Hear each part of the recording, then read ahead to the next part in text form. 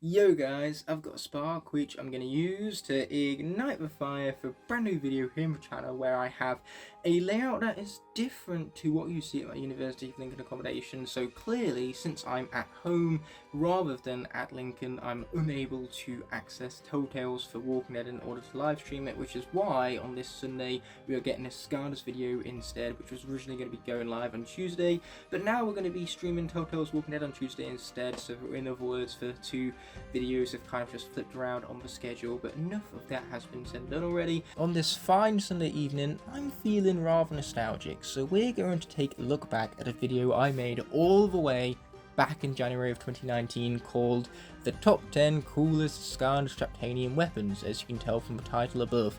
I'm really looking forward to bringing this video to the attention of newer viewers on the channel in its current landscape, because the video itself is quite creative and it highlights how far the channel has come since January of 2019.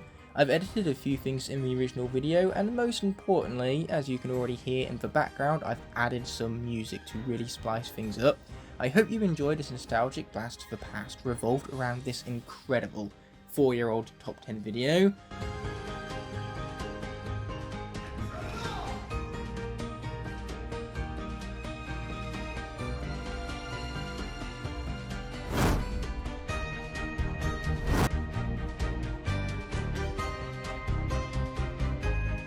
Skylanders Trap Team introduced us to a whole lot of Trap Masters. As you can see before you, there are 18 unique ones, and every single one of them has its own unique weapon. So naturally, in this top 10 video, that's what we're going to be counting down for top 10 best TrapTanium weapons. And this list is not only based off how cool the weapon looks alone in the design of such a weapon, but it's also based upon how well the weapon suits the design of the rest of the Trapmaster's character. So without further ado, let's get into this top 10 countdown. So coming in at number 10, we have Wallop. Now, as you can tell from his TrapTanium weapons, he has 2 hammers. Now, not only is 2 hammers, quite frankly, cooler than 1, but what's so great about Wallop's hammers is that his hammers really suit the character, because Wallop is widely known for temper tantrums, you could say, just like Frino. The thing with this is that having 2 hammers to smash down rather than just fists is a better, more effective way of throwing a temper tantrum, you could say, or at least when it comes to defeating enemies, it sure is. So above all, those hammers look cool, and they really suit Wallop's character, as well as are very effective in-game when Wallop is performing those temper tantrums, and not to mention the fact that they grow in-game as you throw them down, or you can create a nice little boomerang-based effect when you slam them together. Above all, makes for a unique moveset using for hammers as well, so that also adds to the awesomeness of these weapons. And yeah, we're only at number 10, so there's more awesomeness to come. Coming in at number 9 is Crypt King's weapon, that massive sword. How can you not love that massive sword? I mean, like, just look at that massive sword. And the best thing about it is that it's so detailed that on the base it actually chips into it, and that's very awesome. And not to mention that huge sword also complements the rest of the design of Crypt King. It's the main reason why I love this design so much. Now, if I was to flaw this weapon, I suppose with Wallop you could also say that his hammers were basically just hammers, and that's the same. This is just a sword. It's a pretty damn awesome looking sword, but it's still just a sword nonetheless. It functions well in game, it's a lot of fun to use, and it really has to be design of character, but it's still just a sword. So I can't really bring it any lower than number 9 on the list, despite its awesomeness. As for number 8 on the list, however, we have a Lobstar. Now, his nice little star weapons are very, very cool, because he's a lobster, and his stars are made to reflect the design of starfish. So it's kind of cool how he takes in the whole seafood platter-based jump into his design, you could say. But above all, what makes his stars awesome is the fact that without them, we wouldn't have such an awesome pun for his name. I mean, like Lobstar instead of Lobster. That is a fantastic pun made only possible by those awesome stars right there. Not only that, but they're also pretty unique when compared to the other TrapTanium weapons, so it definitely has that going for them. As for number 7, we have Bushwhack. Now, that axe is ginormous, just like Crypt King's sword. A massive axe is clearly better than a just regular plain old axe. Now, just like Crypt King's sword, going back to that from earlier on the list, sure, whilst it is basically just an axe, what makes this one all the more cooler is the fact that it actually adds a lot of character to Bushwhack, in the fact that he uses this axe to cut down trees, and to me that's just incredibly ironic considering that he's a life scarner, which means that he's supposed to care for the trees, and yet there he is cutting them down using that massive axe of his. So yes, the irony behind the usage of this weapon and for how much it adds to his character makes it being a default axe a whole lot more exciting to me than previous weapons, which is why it's got as low as number 7 on the list, mind you. As for number 6, that is one awesome boomerang. That's right, Gusto's boomerang has very much taken this number 6 slot, and that's purely because, just like the other TrapTanium weapons, it is huge, and I love me a huge boomerang. But apart from that, there's not really too much to it. Sure, while it does complement the rest of the design, it is very effective in game. Really, the awesomeness from it comes from the fact that it's a boomerang. The thing is that the boomerang is a much less of a traditional weapon, which makes it more unique in comparison to the rest of the TrapTanium weapons. So I suppose that's really what has brought Gusto's boomerang as low as it is.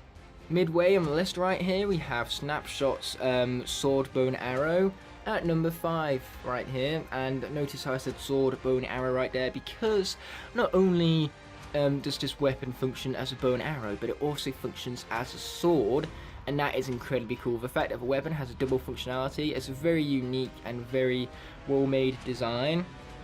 That's a really great start for a starter pack, you could say, for Skylanders Trap Team. So above all, I just love how unique this weapon is, and the fact that it doubles as 2 different weapons at once, and so that you cannot really find any other Trapmaster, which is why Snapshot is as low as number 5 right here. One thing I completely neglected to mention at the intro was the fact that the weaponry on this list is also based upon the details of the weapons.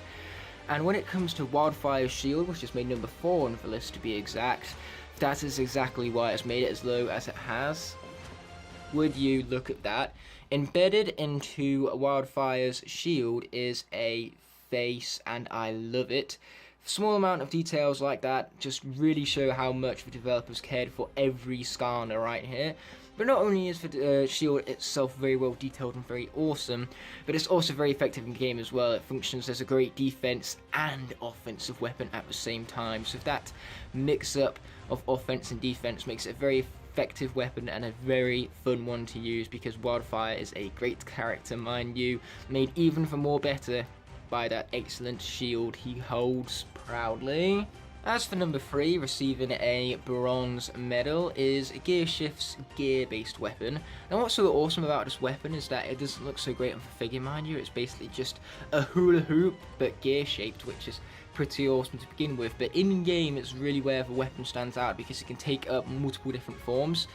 And so, just like Snapshot's weapon really, the fact that it has that multiple different functions to it makes it really unique and really, really fun to utilize. And above all, it is highly detailed, as I've said before. It's very hula hoop based, which makes it unique right from the get-go, but then there's also the splitting of it, which makes it even more so when it comes to the unique factors of a weapon, which is why it's got the bronze spot on the list, you could say.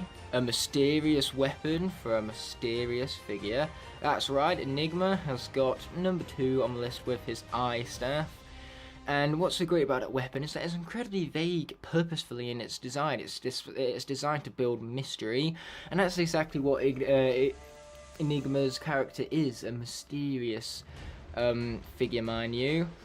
So for mysteriousness that the weapon adds to Enigma's character is good, but for weapon detail is even better. There is actually an eye on the staff, which is why I called it an eye staff before. And just like Wildfire's shield, that has an immense amount of detail, which I seriously appreciate. Just look at how awesome that weapon is molded and how awesome the small little minor details on it are. Not only that, but it's also very awesome to play with in-game as well, and very effective. So everything that I look for in a Trapmaster's weapon is basically here. It complements the design, it's fun to use, and it's just a fun weapon.